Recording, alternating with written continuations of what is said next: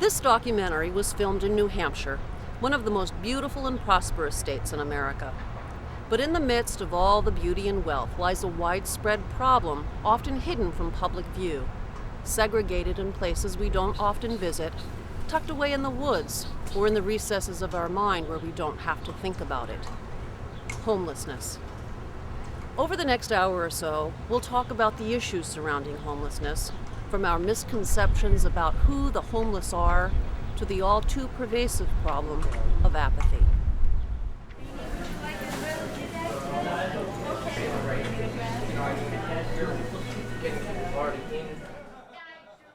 They don't want food. They don't want these vouchers that they used to give away here in Boston. They want money to buy booze. That's what they want. They want money to buy fortified wine.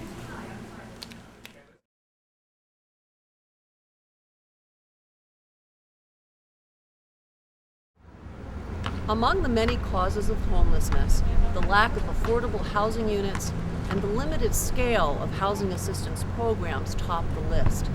The escalating gap between the number of affordable housing units and the number of people needing them has created a crisis among low-income people in New Hampshire and throughout the United States. And I pretty much had to give it up because the guy that I was with, which is their father, put me in debt so bad that I just couldn't do it on my own anymore. It was either give my house up or lose it all together.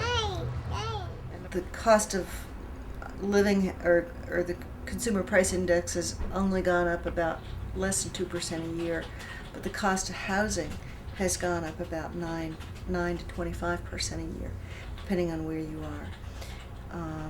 Which means that when people get cost of living increases year after year after year, their incomes are not keeping up with their actual costs to provide housing and food and shelter for their kids.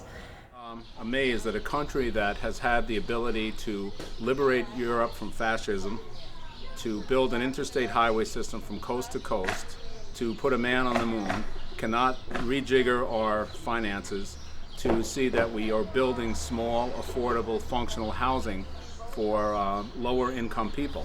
Our system, which goes back to our first codification of law in New Hampshire, is a local welfare system that's based on a state statute that says whenever somebody is poor and unable to support themselves, they shall be relieved and maintained by the town, regardless of whether they have residence there. You know, we one night stayed at Super 8 only because welfare put us up there. Then we went to Spofford Inn, which was really nasty. We had no water, slept there for 3 nights. No water. No water at all. Not even to take a bath. You know, there's no way I can do it on my own. I have 5 kids, you know, and it's hard. It really is. And I work my butt off, and I'm still finding it hard.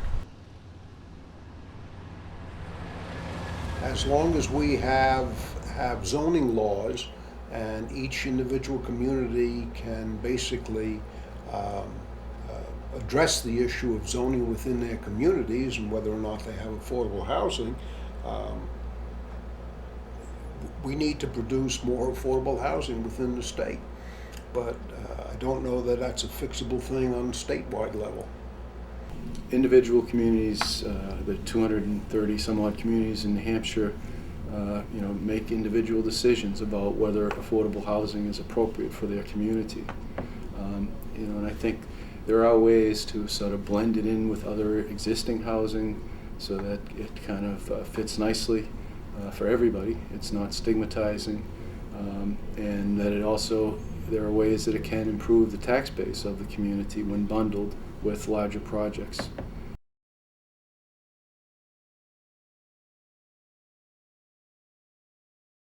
In the end, it was a bill based on a court ruling in 1991, a ruling by the New Hampshire Supreme Court, that said that municipalities do in fact have an obligation to afford, if they adopt zoning, to afford reasonable and realistic opportunities for the creation of housing for low and moderate income families. That's the obligation. SB 95 still left all the details about how much land should be zoned to allow multifamily housing, where you should, where it's going to be done, It left all of the details to local zoning. It just said this is something you must take into consideration and allow for in some meaningful way. It went through the Senate very smoothly, and then foundered at it was retained by the Committee on Municipal and County Government in the House. They finally amended it beyond recognition. There must be a mechanism, I believe, that creates affordable housing so that people don't have to travel many, many, many miles away from home, so to speak, or from their job, so that they may live or have shelter. And you have all of this land out there. There's still plenty of vacant developable land that developers are interested in providing housing for people. And what's the problem? The problem is an elaborate web of local regulations, starting with zoning ordinances, subdivision regulations, site review regulations, growth control ordinances, and impact fee regulations, all of which elaborately combine to make it impossible for developers who want to add significant amounts of various housing types, including multifamily rental, and they can't do it, especially when the housing is added, is bringing additional children. We received funding for transitional housing project. It was originally sited in Ossipee, and then the folks got together in Ossipee and said they didn't want the project there. So the project sponsor moved that to Plymouth, and you might have remember reading in the paper about that issue. Then it was moved to Rumney, and then the project was moved back to Ossipee. And when finally HUD said, you know, if we don't bring this project to fruition, but the issue still keeps coming up, is you have school-age children, and what happens if they are in the community, and the issue is who's going to pay for them? Are they homeless? Who's going to pay for these children in school? There were many buildings that had rooms for single people. For example, down where they got the Fleet Bank on the corner of Bridge and Elm, on one side there were several hundred vacant rooms. On the other side of the street there were 2 or 3 large buildings filled with rooms. Those were torn down for progress. People put out on the street. A lot of people, I know a lot of people, downtown people who used to live there. Down where the Holiday Inn is, they leveled blocks of city housing down there to make way for this Grand Hotel that's sitting down there. That the shopping mall is empty, never even opened, I don't even think. All the stores are empty, but they wrecked all the housing down there. On this, where the big black bank is, where the Merchants Bank built that big building, that was all housing. The city has never replaced that housing. Homeless people are homeless for a reason, and right now I think the biggest reason in the state of New Hampshire is we just don't have any affordable, low-income, special needs or assisted living housing stocks. I just heard this morning on NPR and HPR that a 2-bedroom apartment is going in Concord for over $900 a month. So it's moving from the southern part of the state up to the middle part of the state as people seek, they're going further north to find affordable housing, but for a lot of our folks, there is no affordable housing. We have about 250 people housed, and there's probably about 40 families with children. And that's growing. That's the part that's really growing. Right. The need for your services is growing? Oh, it continues to grow. Why do you think that is? Well, first off, I think we have a housing market that is outrageous right now. We have a shortage of apartments. What's out there is very expensive. We've had families come here during the boom thinking like, oh, I'll get a great job and all that, and suddenly everything, now we're in a downturn. Right. The bottom line is that there are more people living in the city than there is housing. Most of these houses that are supporting the apartment houses in the city of Manchester, most of them were built 70, 80 years ago. They've fallen apart, and even though they've been nailed back together, they're still, most of them lacking sufficient electricity, plumbing, etc. They're not up to standards. And as far as the price goes, the price of the housing has gone right through the roof because there's not enough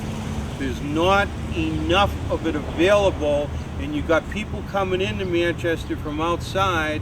We've got a refugee population that's swelling the demand for affordable housing in this city, and the cost of having an apartment has gone right through the roof in the last couple of years.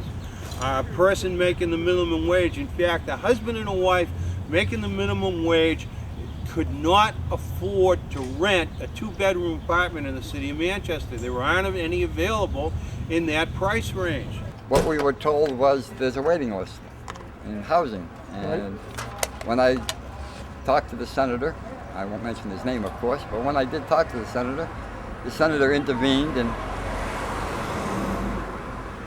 all of a sudden there's no more waiting list. So who's kidding who? I mean, who's pulling who? I understand that, housing is done by need. Well, the need of housing is not somebody that has an apartment that may have 2 kids living in a 1-bedroom apartment. The need is the person sleeping out in the tent, freezing cold. That's the need.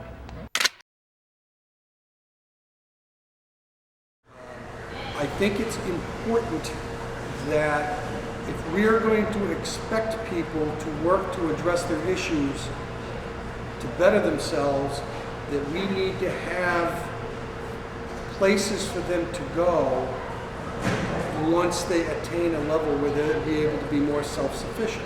I think housing is probably the biggest issue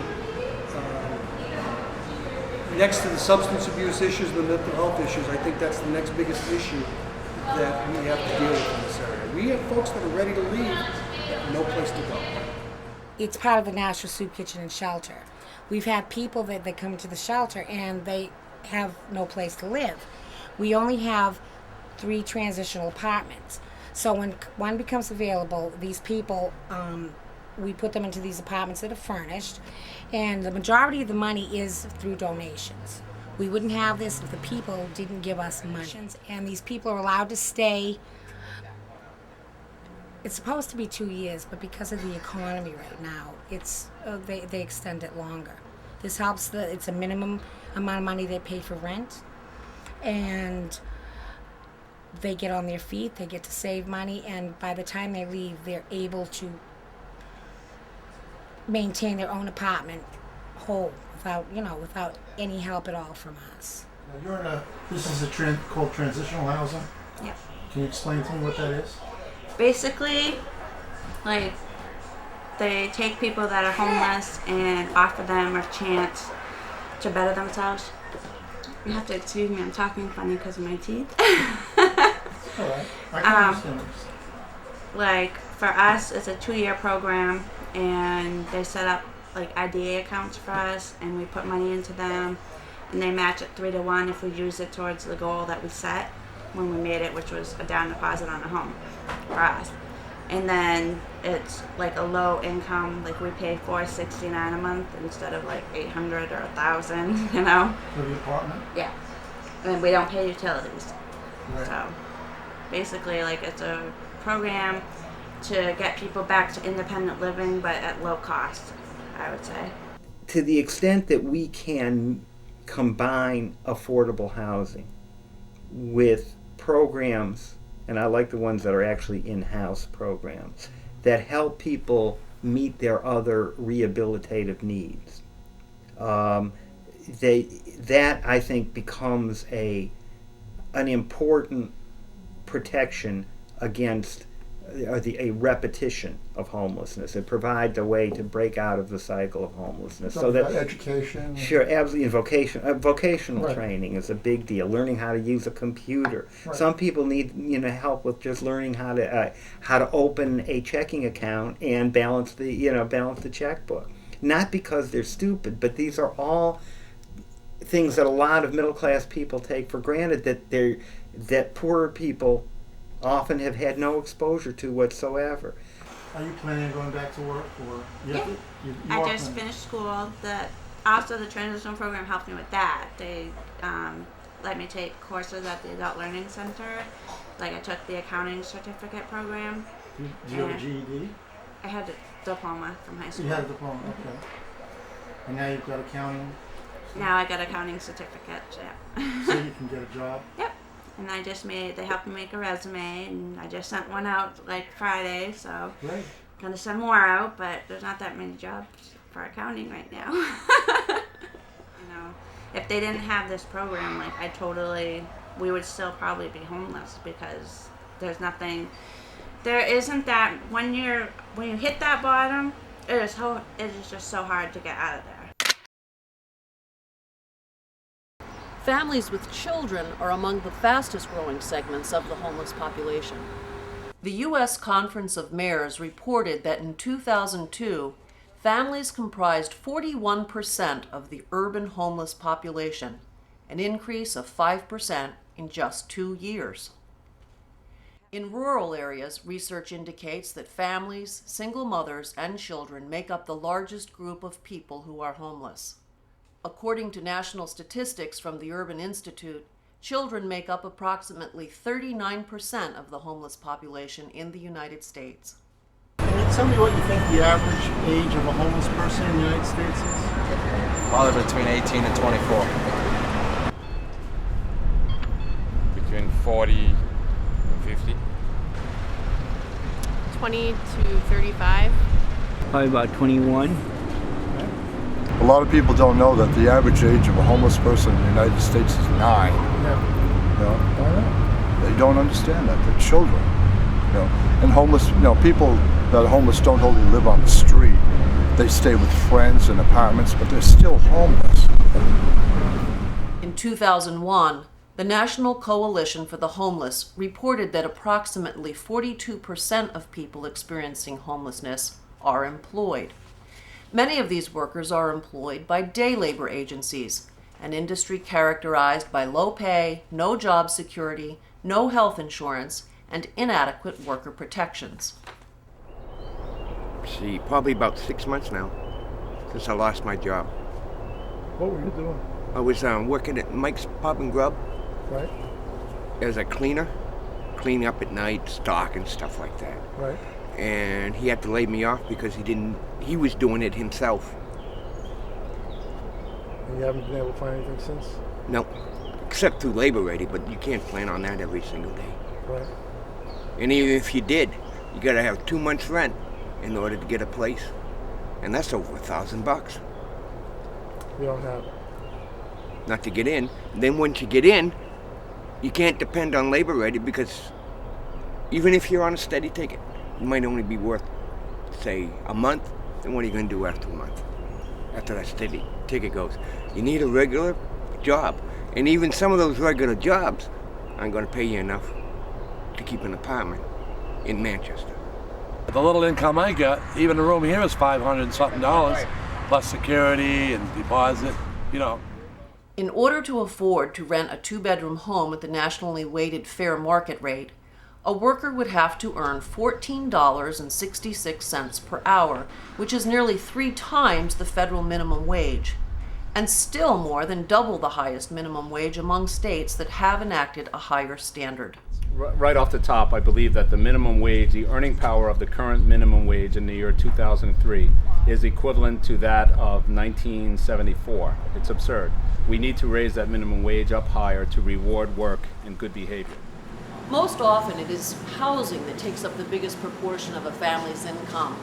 As a result, other necessities are put off or even done without. Soup kitchens and food pantries around the country are seeing a steady increase in the need for their services as more and more families are forced to choose between paying the rent and buying food. I myself eat at the soup kitchen here, and the only reason why I do is it's a matter of having a rent and not eating, or eating and not having a rent, and I'd rather have my own place. My question for you is, do you give them handouts, and what should be done with the homeless population that infects every city? What's the official count of homeless in the state? Last year, we provided shelter for over 6,800 homeless individuals.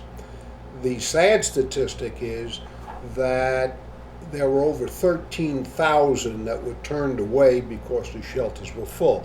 Now that is a duplicative number. We have no way of knowing